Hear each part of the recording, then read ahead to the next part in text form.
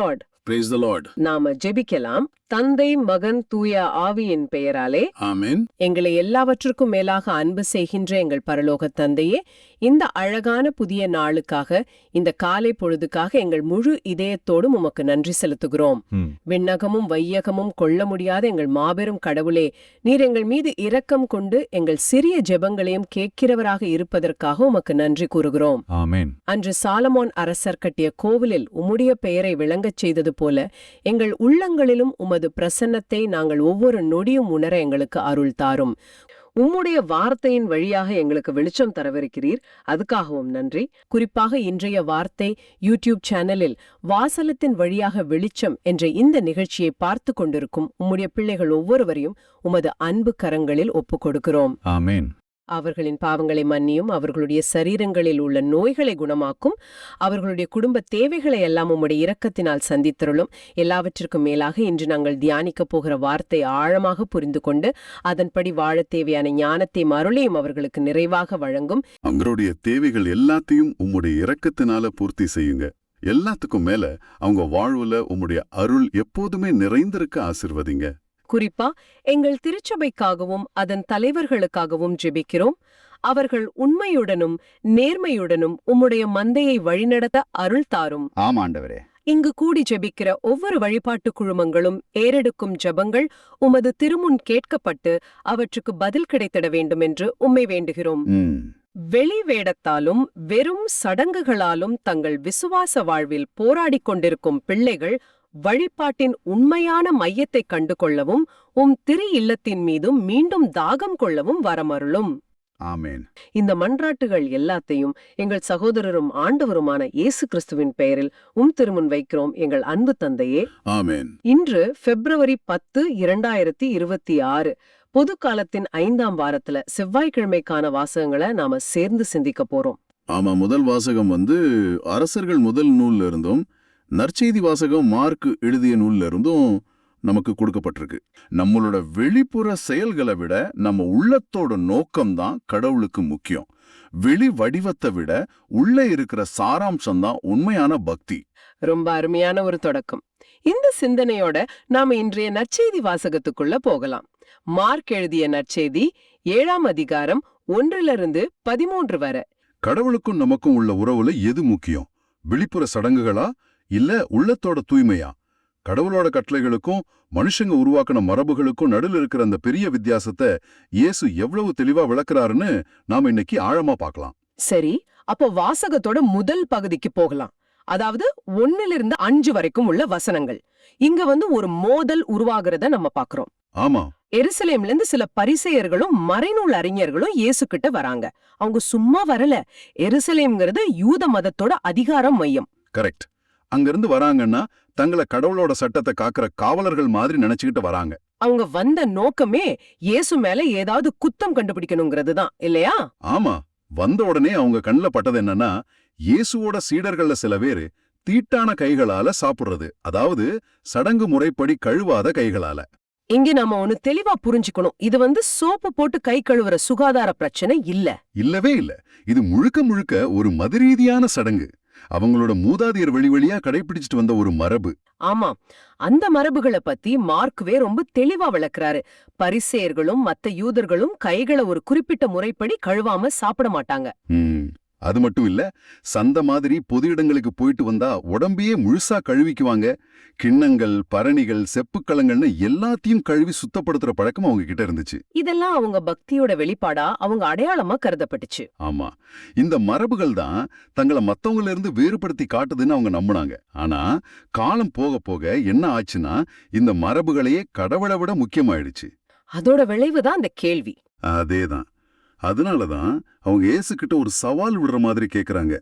உன் சீடர்கள் மூதாதையர் மரபுப்படி நடக்காம தீட்டான கைகளால சாப்பிடுறது ஏன்? இது இயேசுவோட அதிகாரத்தையே கேள்வி கேட்கிற ஒரு முயற்சி. நீங்க போதிக்கிறதெல்லாம் சரி, ஆனா உங்க சீடர்களே அடிப்படை மரபுகளை கூட கடைபிடிக்கலையே அப்படின்னு குற்றம் சாட்டுறாங்க. ஆமா. இந்த குற்றச்சாட்டுக்கு இயேசு கொடுக்கிற பதில் ரொம்ப ரொம்ப கூர்மையா ஆழமா இருக்கு. அவங்க கேள்விக்கு நேரடியா பதில் சொல்லாம அவங்களோட உள்நோக்கத்தையே தோலுரிச்சு காட்டுறார். எப்படி? அவங்கள நேரா பார்த்து வெளிவேடக்காரர்களே அப்படின்னு சொல்றாரு. அந்த வார்த்தை எவ்வளவு வலிமையானது பாருங்க. அதாவது வெளிய பார்க்க நீங்க புனிதர்கள் மாதிரி தெரிஞ்சாலும் உங்க உள்ளம் இருட்டா இருக்குதுன்னு சொல்றாரு. வெள்ளையடிக்கப்பட்ட கல்லறைகள் மாதிரி. சரிதான். தன்னோட வாதத்துக்கு ஒரு வலிமை சேர்க்க இயேசு பழைய ஏற்பாட்டுல இருந்து இறைவாக்கினர் எசையாவோட வார்த்தைகளை மேற்கோள் காட்டுறாரு. அதுதான் அந்த உரையாடலோட திருப்புமுறை. என்ன சொல்றாரு? இயேசு சொல்றாரு, இம்மக்கள் உதடுகளால் என்னை போற்றுகின்றனர், இவர்கள் உள்ளமோ என்னை விட்டு வெகு தொலைவில் இருக்கிறது. ஆஹா, இதோட அர்த்தம் என்ன? உண்மையான வழிபாடுங்கிறது உதட்டிலிருந்து வர்ற வார்த்தையில இல்ல, உள்ளத்திலிருந்து வர்ற உணர்வுல தான் இருக்கு. நாம எவ்வளவு அழகா பாடினாலும் ஜெபிச்சாலும் நம்ம இதயம் கடவுளோடு இணையலனா அது வெறும் சத்தம்தான். கரெக்ட். தொடர்ந்து எசையாவோட வார்த்தைகள்ல இருந்தே அடுத்த பகுதியும் சுட்டி காட்டுறாரு. அது என்ன? மனிதர் கட்டளைகளை கோட்பாடுகளாக கற்பிக்கின்றனர், இவர்கள் என்னை வழிபடுவது வீண். இதுதான் பிரச்சனையின் ஆணிவேர். ஓ, அப்போ அவங்க கடவுள் கொடுத்த கட்டளைகளை விட்டுட்டு மனுஷங்க உருவாக்கின சட்டங்களையும் மரபுகளையும் கடவுளோட கட்டளை மாதிரி முக்கியத்துவம் கொடுத்து போதிச்சாங்க. ஆமா, அதனால அவங்களோட வழிபாடு அர்த்தமே இல்லாம கடவுளுக்கு பிரியமில்லாததா மாறிடுச்சுன்னு இயேசு முகத்துல அடிச்ச மாதிரி சொல்றாரு. இதோட உச்சமா 8வது வசனத்துல இயேசு தன்னோட குற்றச்சாட்டை நேரடியா வைக்கிறாரு. நீங்கள் கடவுளின் கட்டளைகளை கைவிட்டு மனிதர் மரபை பற்றிக் கொள்கிறீர்கள். இது வெறும் பரிசேயர்களுக்கு மட்டும் சொல்லப்பட்டதில்ல. இன்னைக்கும் நமக்கும் இது பொருந்தும். நம்ம ஆன்மீக வாழ்வுல கடவுளோட உண்மையான கட்டளைகளான அன்பு, இரக்கம், மன்னிப்பு, பிறருக்கு உதவுறது, இதையெல்லாம் விட சில வெளிப்புற சடங்குகளுக்கும் பழக்க வழக்கங்களுக்கும் நாம அதிக முக்கியத்துவம் கொடுக்கறோமா நம்மள நாமளே கேட்டுக்க இது ஒரு நல்ல வாய்ப்பு. ரொம்ப சரி. சில நேரங்கள்ல நவநாள் ஜபங்கள சொல்றதுல காட்டுற ஆர்வம் பக்கத்து வீட்டுல பசியோட இருக்கிறவங்களுக்கு உதவணுன்ற எண்ணத்துல வர்றதில்ல. அதுதான் இயேசு சுட்டி காட்டுற ஆபத்து. தன்னோட கருத்தை அவங்க மறுக்கவே முடியாதபடி நிரூபிக்க இயேசு ஒரு ரொம்ப சக்தி வாய்ந்த நிஜ வாழ்க்கை உதாரணத்தை பயன்படுத்துறாரு. வசனத்துல உங்கள் மரபை நிலைநாட்ட கடவுளின் கட்டளைகளை வெகு திறமையாக புறக்கணித்து விடுகிறீர்கள்னு ஒரு மாதிரி கிண்டலா சொல்றாரு. சும்மா பொதுவாக குற்றம் சொல்லாம அவங்க எப்படி அதை செய்யறாங்கன்னு ஒரு ஸ்பெசிபிக்கான உதாரணத்தோட விளக்குறாரு. முதல்ல கடவுளோட உண்மையான மாத்தவே முடியாத கட்டளையை இயேசு உங்களுக்கு ஞாபகப்படுத்துறாரு. திருச்சட்ட நூல்ல மோசே வழியா கடவுள் கொடுத்த 10 கட்டளைகள்ல ரொம்ப முக்கியமானது உன் தந்தையையும் தாயையும் மதித்து நட. இந்த கட்டளை சும்மா அப்பா அம்மா கிட்ட மரியாதையா பேசுறதோட முடிஞ்சிடாது இல்லையா? நிச்சயமா இல்ல. அவங்களுக்கு வயசாகும் போது பிள்ளைகள் அவங்கள பொருளாதார ரீதியா உடல் ரீதியா கவனிச்சு பராமரிக்கணுங்கிற ஒரு ஆழமான கடமையும் இதுக்குள்ள அடங்கியிருக்கு. இது மனுஷன் உருவாக்கின சட்டம் இல்ல, கடவுள் நேரடியா கொடுத்த கட்டளை. ஆனா இந்த கடவுளோட கட்டளையில இருந்து தந்திரமா தப்பிச்சுக்க பரிசேயர்கள் ஒரு மனுஷ மரபை உருவாக்குனாங்க. அதுதான் அந்த கொர்பான் வழக்கம். கொர்பான்னா என்ன? கோர்பான் அப்படிங்கிற எபிரேய வார்த்தை பாருங்க, கடவுளுக்கு காணிக்கையாய் அர்ப்பணிக்கப்பட்டதுன்னு அர்த்தம். இது ஒரு நல்ல பழக்கமா தான் முதல்ல ஆரம்பிச்சது, தங்களுக்கு உரியத கடவுளுக்கு கொடுக்கறது. ஆனா இந்த நல்ல மரபை அவங்க எப்படி சுயநலத்துக்காக தப்பா பயன்படுத்தினாங்கன்னு இயேசு விளக்குறார். ஒரு மகன் தன்னோட வயசான பெற்றோரை பாத்துக்கிற பொறுப்புல இருந்து தப்பிக்க நினைச்சா அவர் தன்னோட பணத்தையோ சொத்தையோ இல்ல பெற்றோருக்கு கொடுக்க வேண்டிய உதவியையோ குர்பான் அறிவிச்சிடலாம். அதாவது இத நான் கடவுளுக்கு காணிக்கையா கொடுத்துட்டேன்னு சொல்லிடலாம். ஆமா, அப்படி அழிவிச்சுட்டா அந்த பணத்தை பெற்றோரோட தேவைகளுக்கு பயன்படுத்த வேண்டியது இல்லைன்னு ஒரு சட்டத்தை அவங்களே உருவாக்கிக்கிட்டாங்க. இது எவ்வளவு பெரிய வெளிவேஷம் பாருங்க. உதவி தேவைப்படுற பெற்றோர் வந்து கேட்டா மன்னிக்கவும், நான் உங்களுக்கு தர வேண்டியது கொர்பான் ஆயிடுச்சு, அது இப்போ கடவுளோட காணிக்க, அதனால உங்களுக்கு தர முடியாதுன்னு சொல்லி ரொம்ப சுலபமா தன்னோட கடமையிலிருந்து தப்பிச்சுக்கிட்டாங்க.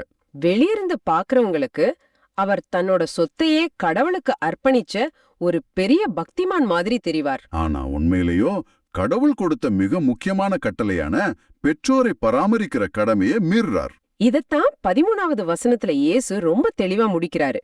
இவ்வாறு நீங்கள் பெற்றுக்கொண்ட மரபின் பொருட்கு கடவுளின் வார்த்தையை பயனற்றதாக்கி விடுகிறீர்கள். அவங்களோட பாரம்பரியம் கடவுளோட கட்டளையே ரத்து செஞ்சிருச்சு. அதோட இயேசு நிறுத்தல, இதை போல நீங்கள் பலவற்றை செய்கிறீர்கள்னு சொல்றாரு. ஆமா, இதன் மூலமா இது ஒரு தனிப்பட்ட நிகழ்வல்ல, இது அவங்க மத அமைப்புல ஆழமா ஊறிப்போன ஒரு வாழ்க்கை முறைங்கிறத அவர் அம்பலப்படுத்துறாரு. இந்த வாசகம் நம்மளோட ஆன்மீக வாழ்க்கையை ஆழமா பரிசோதனை செய்ய நம்மள கூப்பிடுது. ஆமா, நாம செய்யற சடங்குகள், ஜபங்கள், மரபுகள் எல்லாம் நம்மள கடவுளோட இதயத்தோட நெருக்கமா இணைக்குதா, இல்ல வெறும் வெளிப்புற தூய்மையிலையும் சடங்குகளையும் கவனம் செலுத்தி உண்மையான உறவை இழந்துட்டு இருக்கோமா? மிக முக்கியமான கேள்வி. நம்ம வாழ்வுல நாம கடைபிடிக்கிற ஏதாவது ஒரு மரபை இல்ல ஒரு பக்தி முயற்சியை இன்னைக்கு நாம சிந்திச்சு பார்க்கலாம். அது ஒரு குறிப்பிட்ட ஜெபமா இருக்கலாம், ஒரு நோன்பு முயற்சியாக இருக்கலாம், இல்ல ஒரு திருப்பயணமாக இருக்கலாம். நாம அதை ஏன் செய்யறோம்? ஆமா, அதோட நோக்கம் என்ன? அது உண்மையிலேயே நம்ம உள்ளத்தை மாற்றி நம்மள அன்புலையும் இரக்கத்திலையும் வளர செய்யுதா, இல்ல அது வெறும் கடமைக்காக மத்தவங்க செய்யறாங்கிறதுக்காக செய்யப்படுற ஒரு வெற்று சடங்கா மாறிடுச்சா? நம்ம செயல்களோட நோக்கம் சரியா இருக்கும்போதுதான் நம்ம வழிபாடு கடவுளுக்கு ஏற்புடையதாகுது. நிச்சயமா, உள்ளத்தின் தூய்மையே கடவுள் நம்மிடம் எதிர்பார்ப்பது. இப்போ இந்த மனநிலைக்கு நேரெதிரான ஒரு மனநிலையை நாம முதல் வாசகத்துல பாக்குறோம் இல்லையா? ஆமா, ரொம்ப சரியான இணைப்பு.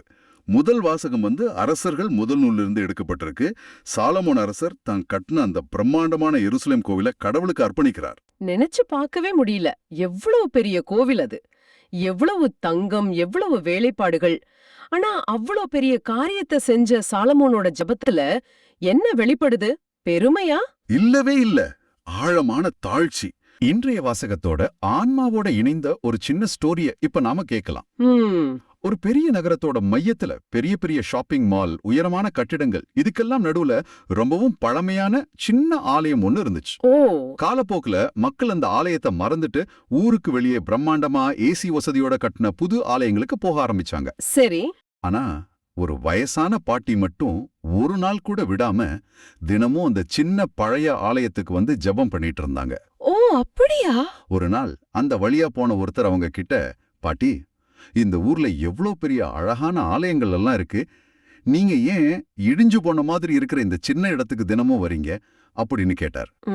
அதுக்கு அந்த பாட்டி சிரிச்சுக்கிட்டே சொன்னாங்களாம், கடவுள் எல்லா இடத்துலயும் இருக்காருப்பா, அது உண்மைதான். ஆனா இந்த இடத்துல என் பாட்டி முட்டி போட்டு ஜெபம் பண்ணிருக்காங்க, என் அம்மா கண்ணீரோட ஜெபம் பண்ணிருக்காங்க, இப்போ நான் ஜெபிக்கிறேன். இங்க இருக்கிற ஒவ்வொரு செங்கலும் ஒவ்வொரு மரத்தூணும் எங்க குடும்பத்தோட ஜெபங்களை கேட்டிருக்கு. நான் இங்க முட்டி போடும்போது என் ஜெபம் நேரா கடவுளோட காதுக்கு போற மாதிரி ஒரு ஆழமான உறவை உணர்றேன் அப்படின்னு சொன்னாங்களாம். ரொம்ப அருமை. இந்த நிகழ்வு சாலமோன் கட்டிய கோவிலோட உண்மையான நோக்கம் என்னவா இருந்துச்சுங்கிறத நமக்கு ரொம்ப அழகா ஞாபகப்படுத்துது. ஆமா, ரொம்ப அருமையான ஒரு நிகழ்வு.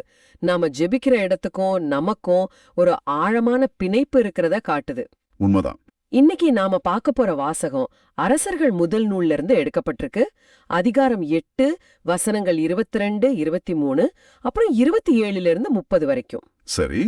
இதோட பின்னணிய நாம கொஞ்சம் புரிஞ்சுக்கணும். சாலமோன் அரசர் பல வருஷம் பயங்கர உழைப்பு, பெரிய அர்ப்பணிப்புக்கு அப்புறம் எருசலேம்ல கடவுளுக்காக ஒரு பிரம்மாண்டமான கோவிலை கட்டி முடிக்கிறாரு. இப்போ இஸ்ரேல் மக்கள் எல்லாரும் கூடியிருக்கிற சபைக்கு முன்னாடி அந்த கோவிலை கடவுளுக்கு அர்ப்பணிக்கிறார். அப்போ அவர் ஏறெடுக்கிற ஒரு ஜெபம்தான் இது. ஆமா, இது வெறும் ஒரு ராஜாவோட ஜெபம் இல்ல, ஒரு மக்களினுடைய பிரதிநிதியா, ஒரு தாழ்மையான ஊழியனா, கடவுளோட பிரம்மாண்டத்தை உணர்ந்த ஒரு மனுஷனோட இதயத்திலிருந்து வர்ற ஆழமான வார்த்தைகள். சரி, இந்த வாசகத்தை கொஞ்சம் ஆழமா அலசி பார்க்கலாம். முதல் விஷயமா வசனம் 22ல சாலமோனோட உடல் மொழியிலிருந்தே ஆரம்பிக்கலாமே. ஓ, ஆரம்பிக்கலாம். அங்க சொல்லப்பட்டிருக்கு, சாலமோன் ஆண்டவரின் பலிபீடத்தை நோக்கி நின்று இஸ்ரேல் சபையார் அனைவர் முன்னிலையிலும் வானத்தின் நேரே தம் கைகளை உயர்த்தி அப்படின்னு. இதுல ஒவ்வொரு அசைவுக்குமே ஒரு அர்த்தம் இருக்கு இல்லையா? நிச்சயமா. அவர் நிக்கிறது, பலிபீடத்தை பாக்குறது, கைகளை உயர்த்துறது, இதெல்லாம் வெறும் சடங்கு தானா, இல்ல இதுக்குள்ள ஆழமான அர்த்தம் இருக்கா? நிச்சயமா ஆழமான அர்த்தம் இருக்கு. இது வெறும் சடங்கு இல்ல, சாலமோனோட முழுமையான அர்ப்பணத்தோட வெளிப்பாடு. முதல்ல அவர் நிற்கிறார். இது கடவுளுக்கு முன்னாடி அவர் காட்டுற மரியாதை, கவனம். அடுத்து பலிபீடத்தை நோக்கி நிற்கிறார். சரி. பலிபீடம்ங்கிறது தியாகம், ஒப்புரவாகுதல், இதோட மையம். பாபத்துக்கான பரிகாரம் அங்கதான் நடக்குது.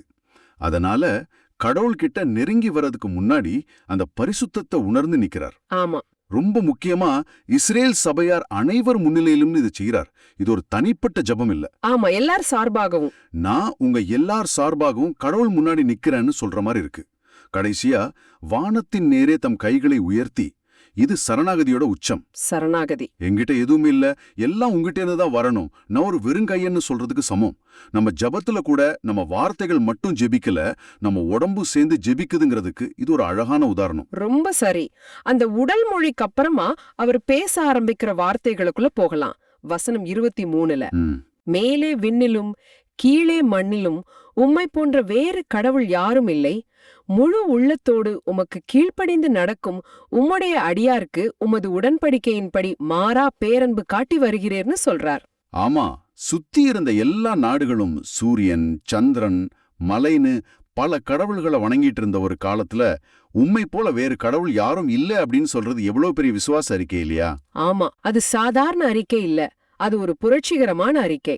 அந்த காலத்துல ஒவ்வொரு நாட்டுக்கும் ஒரு கடவுள், ஒவ்வொரு தொழிலுக்கும் ஒரு கடவுள்னு தான் நம்புனாங்க. ஆமா. ஆனா சாலமன் இங்க சொல்றது என்னன்னா, நீங்க வணங்குற கடவுள் இஸ்ரேலுக்கு மட்டும் கடவுள் இல்ல, அவர் வானத்துக்கும் பூமிக்கும் ஒரே கடவுள் அப்படின்னு. இது கடவுளோட தனித்துவத்தை, அவரோட ஒப்பற்ற தன்மைய பறைசாற்றுது. உண்மைதான். அதோடு நிறுத்திக்கல பாருங்க, அந்த கடவுளோட குணத்தையும் விளக்குறார். அவர் வெறும் சக்தி வாய்ந்தவர் மட்டும் இல்ல, அவர் உடன்படிக்கையை காக்கிறவர், மாறா பேரன்பு காட்டுறவர்னு சொல்றார். ஆனா இங்க ஒரு நிபந்தனை இருக்கு. யாருக்கு இந்த பேரன்பு கிடைக்கும்? முழு உள்ளத்தோடு உமக்கு கீழ்ப்படிந்து நடக்கும் அடியாருக்கு. ஆமா, முழு உள்ளத்தோடு. பாதி மனசோட கடமைக்கு கீழ்ப்படுகிறவங்களுக்கு இல்ல. முழுமையான அர்ப்பணிப்போட அவரை பின்தொடரும் போதுதான் அந்த பேரன்போட ஆழமும் நம்ம வாழ்க்கையில வெளிப்படும்னு சாலமோன் தெளிவா சொல்றார். ஆமா, இப்போதான் இந்த ஜபத்தோட மையப்புள்ளிக்கு ஒரு ஆச்சரியமான பகுதிக்கு வர்றோம். வசனம் 27. ரொம்ப முக்கியமான வசனம். இவ்ளோ பெரிய கோவில இவ்ளோ பிரம்மாண்டமா கட்டி முடிச்சிட்டு அவர் என்ன சொல்லிருக்கணும்? கடவுளே, உமக்காக ஒரு சூப்பரான வீடு கட்டியிருக்கேன், வந்து தங்குங்க அப்படின்னு தானே சொல்லிருக்கணும். ஆமா, எல்லாரும் அதான் எதிர்பார்த்திருப்பாங்க. ஆனா அவர் என்ன கேக்குறாரு? கடவுள் உண்மையாகவே இந்த மண்ணுலகில் தங்கியிருப்பாரா? வானமும் வான மண்டலங்களும் உம்மை கொள்ள இயலாதிருக்க நான் கட்டியுள்ள இக்கோவில் எப்படி உம்மை கொள்ளும்? இது எனக்கு ரொம்ப ஆச்சரியமா இருக்கு. ஆமா, தன்னோட உழைப்பையே கேள்வி கேட்கிற மாதிரி இல்லையா? இது ஒரு பக்கம் கோவில் கட்டுறார், இன்னொரு பக்கம் கடவுள் இதுக்குள்ள தங்க மாட்டாரேன்னு சொல்றாரு. இந்த முரண்பாட்டை எப்படி புரிஞ்சுக்கிறது? இது முரண்பாடு மாதிரி தெரிஞ்சாலும் இதுதான் சாலமோனோட இறையியல் புரிதலோட உச்சம். ஓ, இது அவரோட தாழ்ச்சியையும் கடவுளை பத்தின சரியான புரிதலையும் காட்டுது. அந்த காலத்துல மத்த நாட்டு ராஜாக்கள் எல்லாம் கோவில் கட்டி எங்க கடவுள் இந்த கோவிலுக்குள்ளதான் இருக்காருன்னு ஒரு சின்ன இடத்துக்குள்ள கடவுளை அடக்கிடுவாங்க. சரி. ஆனா சாலமோன் அந்த தப்ப செய்யல. அவருக்கு தெரியும், மனிதன் கையால் கட்டின எந்த கட்டிடத்துக்குள்ளேயும் கடவுளை அடக்க முடியாது. உண்மைதான். அவர் பிரபஞ்சத்தையே உருவாக்குனவர். இந்த முழு பிரபஞ்சமே அவருக்கு ஒரு சின்ன தூசி மாதிரி. அப்படிப்பட்டவரை இந்த சின்ன கோவிலுக்குள்ள எப்படி அடக்க முடியும்? ஆமா, இது கடவுளை ஒரு பொருளா பார்க்கிற சிந்தனைக்கு எதிரான ஒரு பெரிய இறையியல் அறிக்கை. கடவுள் கோவிலுக்குள்ள அடங்குறவர் இல்ல, கோவிலை தாண்டி, வானங்களை தாண்டி பிரபஞ்சத்தையே தன் பிரசன்னத்தால நிரப்புறவர்னு சாலமோன் முழுசா உணர்ந்திருந்தார். அப்போ ஒரு கேள்வி வருது. கடவுள் அந்த கோவிலுக்குள்ள தங்க மாட்டார்னா அப்புறம் எதுக்கு இவ்ளோ கஷ்டப்பட்டு இந்த கோவிலை கட்டணும்? அதோட நோக்கம் என்ன? அருமையான கேள்வி. அதுக்கான பதில் தான் வசனம் 29 இருக்கு. சாலமோன் கடவுள் சொன்ன ஒரு வார்த்தையை அவருக்கு ஞாபகப்படுத்துறார். என் பெயர் இவ்விடத்தில் விளங்கும் என்று இக்கோவிலை பற்றி நீர் சொல்லி இருக்கிறீர். என் பெயர் இவ்விடத்தில் விளங்கும். ஆமா, இது ரொம்ப ஆழமான ஒரு கருத்து. நல்லா கவனிங்க. கடவுள் நான் இவ்விடத்தில் வசிப்பேன்னு சொல்லல, என் பெயர் இவ்விடத்தில் விளங்கும்னு சொல்றார். ஓ, சரி. பழைய ஏற்பாட்டுல ஒருத்தரோட பெயர்ங்கிறது வெறும் அடையாளம் இல்ல, அது அவரோட குணம், அவரோட அதிகாரம், அவரோட பிரசன்னம் எல்லாத்தையும் குறிக்கும். ஆமா. அதே போல என் பெயர் இவ்விடத்தில் விளங்கும்னா என் முழுமையான பிரசன்னம், என் அதிகாரம், என் குணம் எல்லாத்தையும் நீங்க இந்த இடத்துல விசேஷமா உணர முடியும்னு கடவுள் சொல்ற மாதிரி. ஓ, அப்படியா? ஆக கோவில்ங்கிறது கடவுள் வசிக்கிற வீடு இல்ல, கடவுளோட பிரசன்னத்தை மக்கள் விசேஷமா உணர்றதுக்கும் அவரை நோக்கி ஒரு மனதா திரும்பி ஜெபிக்கிறதுக்கும் கடவுளே ஏற்படுத்தின ஒரு மையப்புள்ளி. ஓகே, இப்ப புரியுது. அது கடவுளோட அட்ரஸ் மாதிரி. அவர் எல்லா இடத்துலயும் இருந்தாலும் நம்ம அவரை தொடர்பு கொள்றதுக்கான ஒரு குறிப்பிட்ட இடம். கரெக்ட், ஒரு மையப்புள்ளி. அப்போ அந்த மையப்புள்ளியோட செயற்பாடு என்ன? மக்கள் அங்க என்ன செய்யணும்? வசனங்கள் 28, 29, 30ல திரும்ப திரும்ப கேட்டருளும், செவி சாய்த்தருளும், கேட்டருள்வீராகன்னு சாலமோன் மன்றாடுறத பாக்குறோம். ஆமா, இந்த கோவிலோட முக்கிய நோக்கமே ஜெபங்களை கேட்பதற்கான ஒரு இடமா இருக்கணும்னு அவர் விரும்புறாரா? மிகச் சரியா சொன்னீங்க. அந்த கோவிலோட முதல் மற்றும் பிரதான நோக்கம் அதுதான். அது ஒரு கேட்கும் இடம். கேட்கும் இடம். மக்கள் தங்களோட பாரங்களை, தேவைகளை, கண்ணீரை, நன்றிகளை எங்க கொண்டு போவாங்க? அதுக்கான ஒரு இடம்தான் இந்த கோவில். அவங்க இந்த இடத்த நோக்கி ஜெபிக்கும்போது அந்த ஜெபங்கள் கேட்கப்படுங்கிற நம்பிக்கையை மக்களுக்கு கொடுக்கணுங்கிறது தான் சாலமோனோட தாகமா இருந்துச்சு. இங்க ஒரு அழகான விஷயத்தை கவனிக்கணும். மக்கள் கோவிலை நோக்கி ஜெபிப்பாங்க, ஆனா கடவுள் எங்கிருந்து கேட்பாராம்? விண்ணகத்திலிருந்து. ஆமா, உமது உறைவிடமாகிய விண்ணகத்திலிருந்து. அதாவது ஜெபம் பூமியில நடக்குது, ஆனா அது கேட்கப்படுறது பரலோகத்துல. இந்த கோவில் பூமிக்கும் வானத்துக்கும் ஒரு பாலமா செயல்படுது. ஆமா, கேட்பதோடு மட்டும் அதோட மிடத்தனர வசனம் 30 இறுதியில ஒரு முக்கியமான விஷயத்த சேர்க்கிறாரு. கேட்டு மன்னிப்பு அருள்வீராக. இதுதானே எல்லாத்த விட முக்கியம். நிச்சயமா இதுதான் அந்த ஜெபத்துக்கு ஒரு மணிமகுட மாதிரி. இந்த கோவில்ங்கிறது வெறும் மனிதர்கள் கடவுள்கிட்ட பேசுற ஒரு கம்யூனிகேஷன் சென்டர் மட்டும் இல்ல. இது பாவியான மனிதன் பரிசுத்தமான கடவுளோட திரும்பவும் ஒப்புரவாகிற ஒரு இடம். ஆமா, ஒப்புரவாகிற இடம். இரக்கத்தையும் மன்னிப்பையும் பெற்றுக்கொள்ற ஒரு கருணையின் பீடம். மக்கள் தவறு செஞ்சுட்டு மனந்திருந்தி இந்த இடத்த நோக்கி ஜெபிச்சா கடவுள் விண்ணகத்திலிருந்து கேட்டு அவங்கள மன்னிப்பாருங்கிற ஒரு பெரிய நம்பிக்கைய சாலமோன் இங்க விதைக்கிறார். சரி, ஆனா இன்னைக்கு அந்த எருசலேம் கோயில் இல்லையே. அது இடிக்கப்பட்டு பல 100 வருஷங்கள் ஆயிடுச்சு. அப்போ இந்த வாசகம் இன்னைக்கு நமக்கு எப்படி பொருந்தும்? மிக முக்கியமான கேள்வி. ஆமா, அந்த கட்டிடம் இன்னைக்கு இல்ல. ஆனா இந்த வாசகம் சொல்ற ஆன்மா இன்னும் உயிரோட தான் இருக்கு. எப்படி? முதல்ல நம்ம ஆலயங்கள் அந்த நோக்கத்தை நிறைவேற்றுது. அது கடவுள் வசிக்கிற இடம் இல்லைன்னாலும் கடவுளோட பிரசன்னத்தை நம்ம விசேஷமா உணர்ற ஒரு சமூகமா கூடி ஜெபிக்கிற இடமா இருக்கு. சரி. அடுத்ததா நம்ம வீடுகள்ல நாம ஜெபிக்கிற ஜெப அறைகள் அந்த மைய புள்ளியா இருக்கு. ஆனா எல்லாவற்றிற்கும் மேலாக புதிய உடன்படிக்கையின்படி நம்முடைய உள்ளம்தான் கடவுள் தங்கும் கோவிலா இருக்கு. நம்முடைய உள்ளமே கோவிலா? ஆமா, இயேசுவின் மரணம் உயிர்ப்புக்கு பிறகு கடவுளோட பிரசன்னம் ஒரு கட்டிடத்துக்குள்ள இல்லாம தூய ஆவியின் வழியாக விசுவாசிகளுக்குள்ளேயே தங்க ஆரம்பிச்சிடுச்சு. ஓ, அதனால நாம எங்க இருந்தாலும் சரி, நம்ம உள்ளத்துக்குள்ளேயே அந்த பிரபஞ்சத்தை ஆளுகின்ற மாபெரும் கடவுள்கிட்ட பேச முடியும். அவர் நம்ம சின்ன ஜெபத்தையும் கேட்கிறாரு, நம்ம பாவங்களையும் மன்னிக்கிறாருங்கிற அசைக்க முடியாத நம்பிக்கைய சாலமோனோட இந்த ஜெபம் நமக்கு தருது. சாலமோன் அரசர் கல்லு பொன்னு மரனு எல்லாத்தையும் வச்சு ஒரு பிரம்மாண்டமான கோவிலை கட்டினார். ஆனா அந்த எல்லை இல்லாத கடவுளை அதுக்குள்ள அடக்க முடியாதுன்னு அவருக்கு தெளிவா தெரிஞ்சிருந்தது.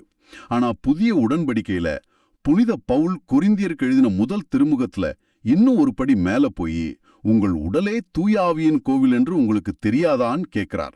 ஆமா, யோசிச்சு பாருங்க, எந்த கடவுளை வானமும் வான மண்டலங்களும் கொள்ளாதோ அந்த கடவுளே தூயாவியின் வழியாக நமக்குள்ளேயே தங்கறதுக்கு தேர்ந்தெடுத்த ஒரு நடமாடும் கோவில் தான் நம்ம உடம்பு. நடமாடும் கோவில் அப்படின்னா கடவுளே தங்க வர்ற அந்த நடமாடும் கோவிலான நம்ம உடலையும் உள்ளத்தையும் நாம எவ்வளோ பரிசுத்தமா எவ்வளோ மேன்மையா பாதுகாத்துக்கிறோம். இது நாம ஒவ்வொருத்தரும் ஆழமா சிந்திக்க வேண்டிய ஒரு முக்கியமான கேள்வி. இப்போ ரெண்டையும் ஒப்பிட்டு பாருங்க.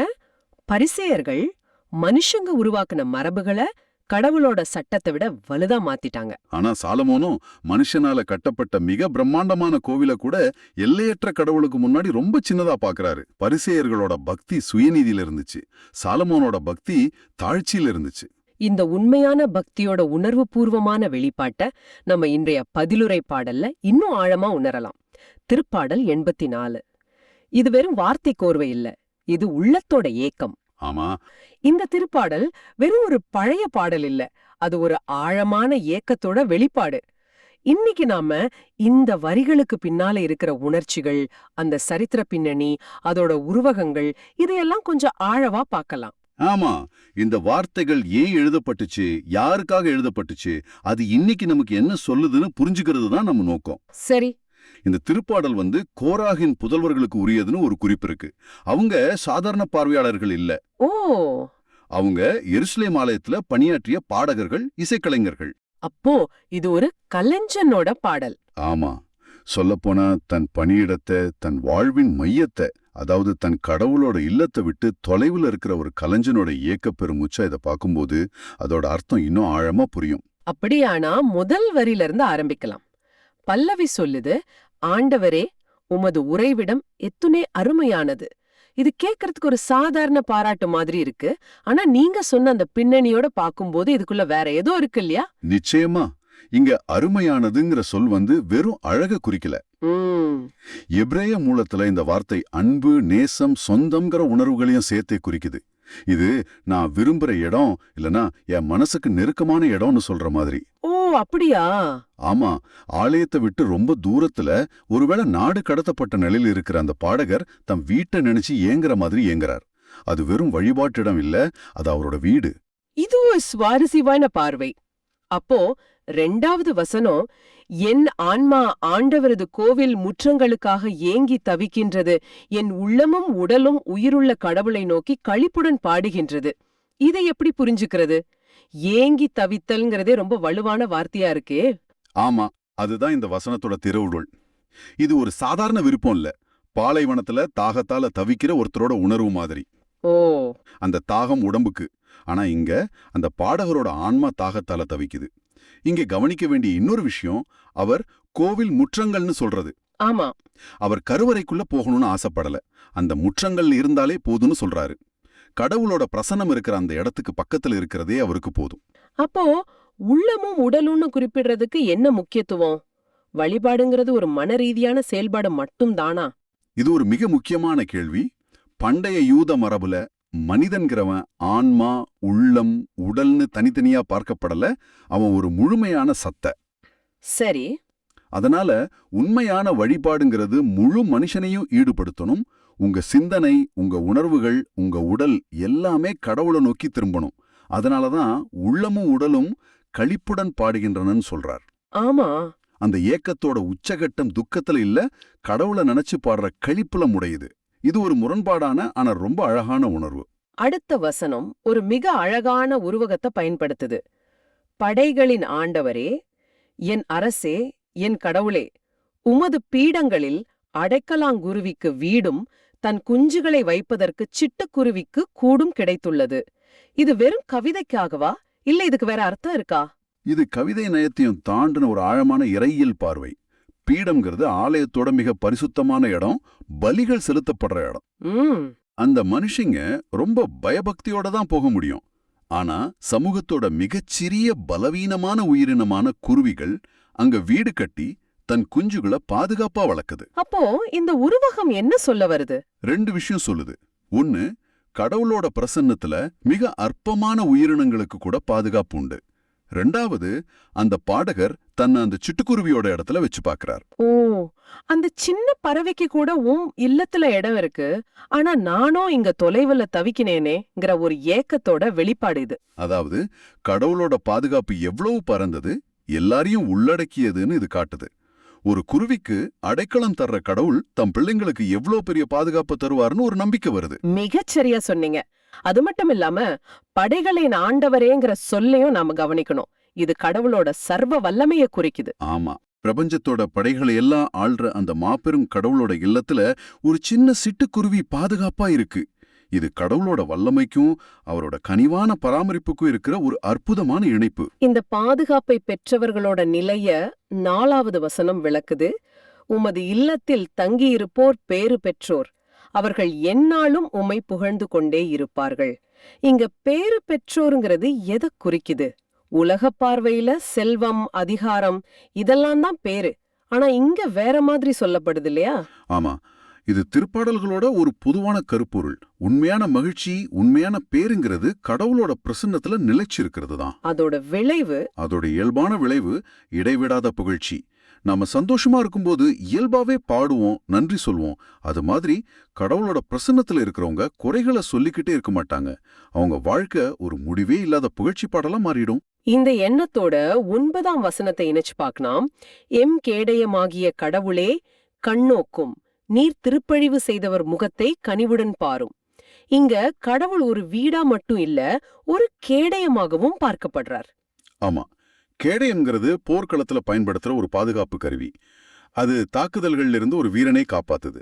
சரி. அதுபோல இந்த உலக வாழ்க்கையில நாம சிந்திக்கிற சோதனைகள், தீமைகள், துன்பங்கள் மாதிரியான ஆன்மீக தாக்குதல்கள்ல இருந்து நம்மை காக்கிற ஒருத்தரா கடவுள் இருக்கார்.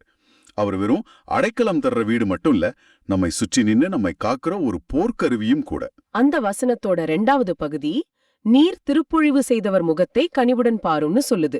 இது யாருக்காக செய்யப்படுற ஜபம்? இது பெரும்பாலும் அன்னை இஸ்ரேலின் அரசரை குறிக்குது. அரசர் கடவுளால திருப்பொழிவு செய்யப்பட்டவரா, அதாவது தேர்ந்தெடுக்கப்பட்டவரா கருதப்பட்டார். மக்களோட நலன் அரசனோட நலனோட இணைக்கப்பட்டிருந்துச்சு. அதனால திருப்பாடலாசிரியர் தன் தனிப்பட்ட இயக்கத்தை பாடினாலும் தன் சமூகத்தோட தலைவருக்காகவும் மன்றாடுறார். இது நம்ம ஜபங்கள் நம்மள பத்தி மட்டும் இல்லாம நம்ம தலைவர்களுக்காகவும் நம்ம சமூகத்துக்காகவும் இருக்கணும்னு நமக்கு ஞாபகப்படுத்துது. இப்போ 10வது வசனத்துக்கு வருவோம். இது இந்த திருப்பாடலோட உச்சம்னு கூட சொல்லலாம். நிச்சயமா. வேற்றிடங்களில் வாழும் 1000 நாள்களிலும் உமது கோவில் முற்றங்களில் தங்கும் ஒரு நாளே மேலானது. பொல்லாரின் கூடாரங்களில் குடியிருப்பதை விட என் கடவுளின் இல்லத்தில் வாயில் காவலனாயிருப்பதே இனிமையானது. இது ஒரு தீவிரமான ஒப்பீடு. மிகவும் சக்தி வாய்ந்த ஒப்பீடு. இத 2 பகுதியா பிரிக்கலாம். முதல் பகுதி காலத்தை ஒப்பிடுது. உலகத்தோட அத்தனை இன்பங்களையும் அனுபவிச்சு வாழுற 1000 நாட்களை விட கடவுளோட பிரசன்னத்துல செலவிடுற ஒரே ஒரு நாள் மேலானதுன்னு சொல்றார். இது உலக வாழ்வுக்கும் ஆன்மீக வாழ்வுக்கும் உள்ள வித்தியாசத்தை காட்டுது. ஆமா, சிற்றின்பத்துக்கும் பேரின்பத்துக்கும் உள்ள வித்தியாசம். அந்த 2வது பகுதி இன்னும் ஆச்சரியமா இருக்கு. பொல்லாரின் கூடாரங்களில் குடியிருப்பதை விட என் கடவுளின் இல்லத்தில் வாயில் காவலனாய் இருப்பதே இனிமையானது. வாயில் காவலன்கிறது ஒரு தாழ்வான பணிதானே? ஆமா, ஆனா அவரு பொல்லாதவங்களோட அரண்மனையில அரசனாக இருக்கிறத விட இது மேலானதுன்னு சொல்றாரு. ஏன் இந்த தீவிரமான நிலைப்பாடு? ஏன்? ஏன்னா இது மதிப்பீடுகளை பத்தியது. உலகத்தோட பார்வையில பதவி, அதிகாரம், செல்வம் இதெல்லாம் தான் மதிப்பு. ஆனா திருப்பாடல் ஆசிரியரோட பார்வையில யாருக்கு பணி செய்யறோங்கிறதா முக்கியம். அநீதி நிறைஞ்ச ஒரு அரண்மனையில ராஜாவா இருக்கிறத விட பரிசுத்தமும் நீதியும் நிறைஞ்ச கடவுளோட இல்லத்தோட வாசல்ல ஒரு சாதாரண ஊழியனா இருக்கிறது தான் உண்மையான பெருமை, உண்மையான மகிழ்ச்சி. இது நம்ம வாழ்க்கையோட முன்னுரிமைகளை மறுபரிசீலனை செய்ய தோண்டுது. எதை நம்ம உயர்வா மதிக்கிறோம்? உலக அந்தஸ்தையா இல்ல கடவுளுக்கு பணி செய்யறதியா? இந்த கேள்விக்கு பதில அடுத்த வசனத்திலேயே தராரு. 11ஆம் வசனம் நாம ஏன் கடவுளோட இல்லத்தை நாடணுங்கிற காரணத்தை சொல்லுது. ஆமா, ஏனெனில் கடவுளாகிய ஆண்டவர் நமக்கு கதிரவனும் கேடயமுமாய் இருக்கின்றார். கரெக்ட். இங்க கதிரவன், கேடயம்னு 2 உருவகங்கள் பயன்படுத்தப்பட்டிருக்கு. இந்த 2 உருவகங்களும் என்ன சொல்லுது? கதிரவன் ஒளி, சிஸ்டாஷியா, வாழ்வோட ஆதாரம். அதுபோல கடவுள் நம்ம ஆன்மீக வாழ்வுக்கு வழிகாட்டுற ஒளி, நம்மள தேத்துற சிஸ்டாஷியா, நம்ம வாழ்வோட ஆதாரமா இருக்கார். அப்போ கேடயம்? கேடயம் நம்ம முன்னாடியே பார்த்த மாதிரி அவர் நம்ம பாதுகாவலர். சூரியன் நமக்கு வழிகாட்டுது, கேடயம் நம்மை காக்குது. வாழ்வுக்கு தேவையான வழிகாட்டுதலும் பாதுகாப்பும் அவர்கிட்டையும் தான் வருது. அது மட்டும் இல்ல, ஆண்டவர் அருளையும் மேன்மையையும் அளிப்பார்னு சொல்லப்பட்டிருக்கு. அருள், மேன்மை, இதுக்கு இங்க என்ன பொருள்? அருள்ங்கிறது நாம தகுதியே இல்லாத போதும் கடவுள் தாம் பேரன்பினால நமக்கு இலவசமா கொடுக்கிற கொடை. மேன்மைங்கிறது அவர் நமக்கு தர்ற மதிப்பு, கௌரவம். சரி. அதாவது நம்ம கடவுளை தேடும்போது அவர் நமக்கு வழிகாட்டி நம்மள பாதுகாக்கிறது மட்டும் இல்ல, நம்ம தகுதிக்கு அப்பாற்பட்ட கொடைகளையும் இந்த உலகத்துல நமக்கு மதிப்பையும் தர்றாரு. வசனத்தோட கடைசியில ஒரு வாக்குறுதி இருக்கு. மாசற்றவர்களாய் நடப்பவருக்கு நன்மையானவற்றை வழங்காமல் இருப்பதில்லை. இது ஒரு நிபந்தனை மாதிரி இருக்கே. இத ஒரு நிபந்தனையா பார்க்கறத விட ஒரு காரண காரிய தொடர்பா பார்க்கலாம். எப்படி? மாசற்ற வாழ்க்கை, அதாவது நேர்மையான உண்மையான வாழ்க்கைங்கிறது கடவுளோட இசைஞ்சு வாழ்ற வாழ்க்கை. அப்படி வாழும்போது நாம கடவுளோட ஆசீர்வாதங்களை பெற்றுக்க நம்மையே திறந்து கொடுக்கறோம். இது ஒரு வியாபார ஒப்பந்தம் இல்ல. ஒரு செடி சூரியனை நோக்கி திரும்பும்போது அது சுவாபாவிகமாக ஒளியையும் வளர்ச்சியும் பெறுவது போல, நாம கடவுளை நோக்கி நேர்மையா நடக்கும்போது அவரோட நன்மைகள் சுவாபாவிகமாக நம்மில் பாயுது. ஆஹா, இந்த திருப்பாடல் முழுக்க கடவுளோட பிரசனம் இருக்கிற இடத்து மேல ஒரு ஆழமான ஏக்கத்தையும் அங்க கிடைக்கிற பாதுகாப்பு, மகிழ்ச்சி, வழிகாட்டுதல் எல்லாத்தையும் ரொம்ப அழகா சொல்லுது. ஆமா.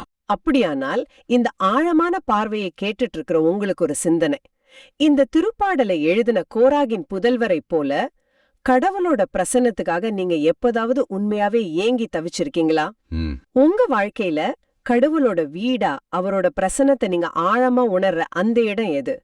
அது ஒருவேளை நீங்க போற ஆலயமா இருக்கலாம், உங்க வீட்ல இருக்கிற ஜபாரையா இருக்கலாம், இல்ல அமைதியான இயற்கையா கூட இருக்கலாம். ஆமா. அந்த இடத்துல ஒரு நாள் தங்குறத உலகத்தோட 1000 நாள் இன்பங்களுக்கு மேலேயே நீங்க கருதுறீங்களா? உங்க முன்னுரிமைகள் எங்க இருக்குன்னு சோதிச்சு பார்க்க இது ஒரு நல்ல தருணம். இறுதியா ஒரு சிந்தனை. இந்த திருப்பாடல் சின்ன பறவைகள் கூட கடவுளோட பீடத்துல பாதுகாப்பா கூடு கட்டுறத பத்தி பேசுது. ஆமா. ஒருவேளை இன்னைக்கு நமக்கு விடப்பட்டிருக்கிற சவால் கடவுளோட இல்லத்துக்கு அப்பப்போ போயிட்டு வர்றது மட்டும் இல்ல, மாறா நம்ம இதயத்தையே கடவுள் நிரந்தரமா தங்குற ஒரு கூடா மாத்துறது தான். ரொம்ப ஆழமான சிந்தனை. ஒரு சின்ன குருவி பயமில்லாம வந்து தங்கி தன் குஞ்சுகளை பொறிக்கிற அளவுக்கு நம்ம இதயம் அமைதியாவும் பாதுகாப்பாவும் அன்பாவும் பரிசுத்தமாவும் இருக்கான்னு நம்மளையே கேட்டுக்குவோம். அந்த இல்லத்தோட வாயிற்காவலனா இருக்கிறதே பேரின்பன்னா அந்த இல்லமாவே நம்ம மாறும்போது கிடைக்கிற பேர் எவ்வளோ பெருசா இருக்கும். இதுதான் இயேசு தேடின அந்த சாரம். இதுதான் சாலமனோட ஜபத்துல வெளிப்பட்ட அந்த உணர்வு. பரிசேயர்களுக்கு மரபுகளை சரியா கடைபிடிக்கிறது தான் முக்கியம். ஆனா உண்மையான பக்திமானுக்கு கடவுளோட உறவுல இருக்கிறது, அவரோட பிரசன்னத்துல வாழ்றது தான் எல்லாவற்றையும் விட மேலானது. ஆமா. ஆக இன்றைய 3 வாசகங்களும் ஒரு தங்க நூல் மாதிரி ஒரே கரத்துல இணைக்கப்பட்டிருக்கு. ஆமா, நற்செய்தியில இயேசு உள்ளமில்லாத வெளிப்புற சடங்குகளை கண்டிக்கிறார். முதல் வாசகத்துல சாலமோன் உண்மையான பக்திங்கிறது தாழ்ச்சியில இருக்குன்னு காட்டுறாரு. பதிலுரை பாடலோ அந்த பக்தி உள்ளத்தோட ஆழமான ஏக்கத்திலிருந்து வரணும்னு நமக்கு கற்பிக்குது. அதனால இன்றைய வாசகங்கள் நம்ம ஒவ்வொருத்தரோட ஆன்மீக வாழ்வையும் ஒரு சுய பரிசோதனை செய்ய கூப்பிடுது. நாம செய்யற ஜபங்கள், திருப்பலிகள், நாம கடைபிடிக்கிற பழக்க வழக்கங்கள் எல்லாம் வெறும் உதட்டளவு சேவையா இல்ல உள்ளத்தோட ஆழத்திலிருந்து வர்ற அன்போட வெளிப்பாடா? நம்ம பக்தி அப்படின்னு நினைச்சு செய்யற காரியங்கள் கடவுளோட அன்பு கட்டளைய, அதாவது மத்தவங்க மேல அன்பு செலுத்துற கட்டளைய நிறைவேற்ற உதவுதா இல்ல தடுக்குதா? ஆமா, பரிசேயர்களை போல குர்பான்னு ஏதாவது ஒரு காரணத்தை சொல்லி நம்ம உண்மையான கடமைகள்ல இருந்து, குறிப்பா அன்பு சேர்றதுல இருந்து தப்பிச்சுக்கிறோமா? வடிவத்துக்கு அதிக முக்கியத்துவம் கொடுத்து சாரத்தை எழுந்துடுறோமான்னு நம்மள நாமே கேட்டுக்குவோம். இந்த நாள்ல நீங்க சிந்திச்சு பாக்குறதுக்காக ஒரு கேள்வி. நம்முடைய தனிப்பட்ட அல்லது சமூக வாழ்க்கையில நம்ம ரொம்ப கண்டிப்பா பின்பற்ற ஏதாவது ஒரு மரபு, அது குடும்ப மரபா இருக்கலாம், திருச்சபை பழக்கமா இருக்கலாம், இல்ல நம்மளோட சொந்த பழக்கமா கூட இருக்கலாம். அது பிறர் மேல அன்பு காட்டுறதுல இருந்து நம்மள தடுக்குதா? அன்புக்கு தடையா இருக்கிற எந்த ஒரு மரபும் கடவுளுக்கு உகந்ததா இருக்க முடியாதுங்கிறத இன்றைய வாசகங்கள் நமக்கு நினைவுபடுத்துது. அதை மறுபரிசீலனை செய்ய நாம அழைக்கப்பட்டிருக்கிறோம். இந்த ஆழமான பார்வை உங்களுக்கு பயனுள்ளதாக இருக்குதுன்னு நினைச்சா மத்தவங்களுக்கு இந்த வீடியோவை ஷேர் பண்ணுங்க. நற்செய்தியின் தூதராக இறையாட்சியே எடுத்துரைங்க. நன்றி. மீண்டும் நாளை சந்திப்போம்.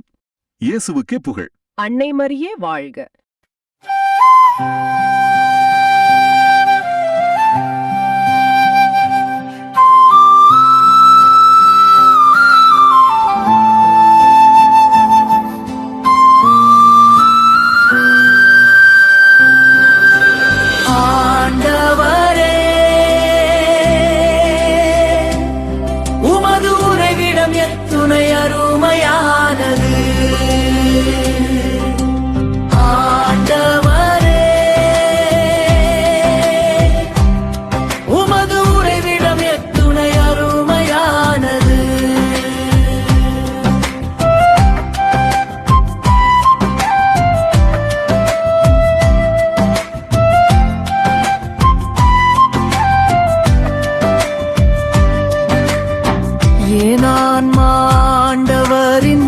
கோவில் முற்றங்களுக்காக ஏன் தவிக்கின்றது?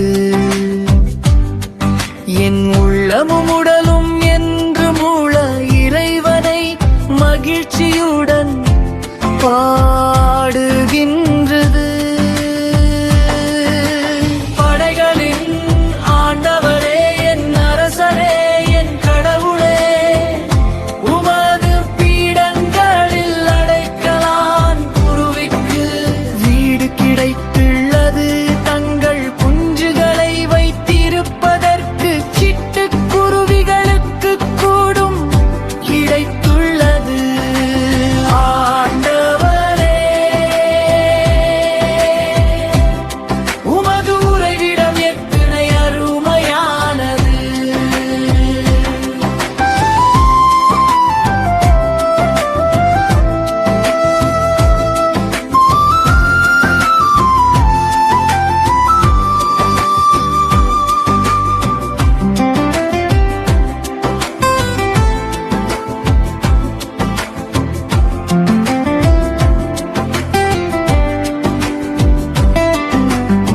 உமது இல்லத்தில் தங்கியிருப்போர் நற்பேறு பெற்றோர்.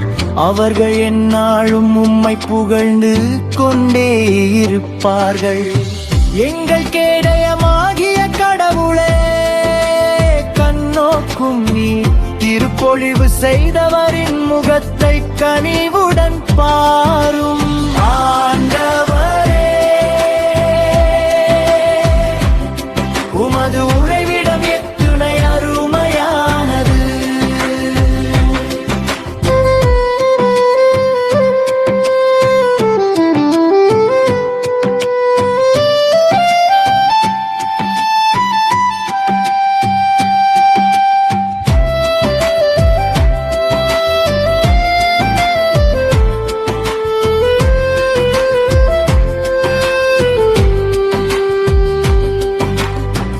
வேற்றிடங்களில் வாழும் 1000 நாள்களினும் உம் கோவில் முற்றங்களில் தங்கும் ஒரு நாளே மேலானது.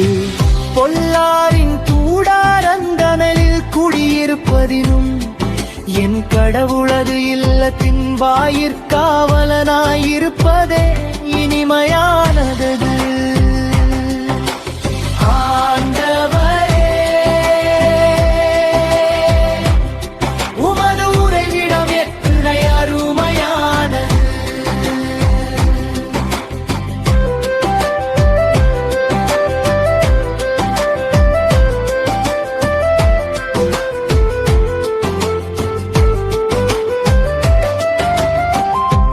ஏனெனில் கடவுளாகிய ஆண்டவர் நமக்கு கதிரவனும் கேடயமுமாயிருக்கின்றார்.